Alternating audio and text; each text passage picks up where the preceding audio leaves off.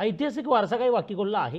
हो हो. काय झालं होतं की शिवाजी महाराजांचे सुपुत्र राजाराम महाराज ते ज्यावेळी जिंजी परिसरामध्ये किंवा जिंजीच्या ह्याच्यावर गेले त्यावेळी त्यांचं काही काळ वास्तव आमच्या वाकीखोलातल्या त्या परिसरात राहिलेलं आहे. अच्छा.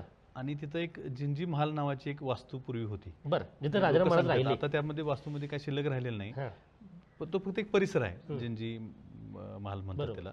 आणि त्यामुळे तो एक ऐतिहासिक ह्याच्याशी जोडला गेलेला आहे. तिथं सुद्धा काही समजा भविष्यामध्ये शासनाच्या माध्यमातून काही समजा काही ती गोष्ट पुढे आणता आली आहे तर तो देखील आम्हाला भविष्यामध्ये प्रयत्न करावा लागेल. अच्छा, त्यासाठी सुद्धा तुम्ही प्रस्तावित? हो, प्रस्तावित म्हणण्यापेक्षा ती एक लोकांच्या दृष्टीने एक वेगळी अटॅचमेंट असलेली गोष्ट आहे की ज्याला कुठे ऐतिहासिक वारसा आहे तो, त्याच्यावर शिक्षणासाठी उपयोग होईल आणि राधानगरीच्या इकॉनॉमीला सुद्धा त्याचा फायदा होईल असं आम्ही डोळ्यासमोर ठेवून आम्ही त्याच्या डेव्हलपमेंटचा अजून भविष्यामध्ये काम करण्याची प्रक्रिया सुरू आहे.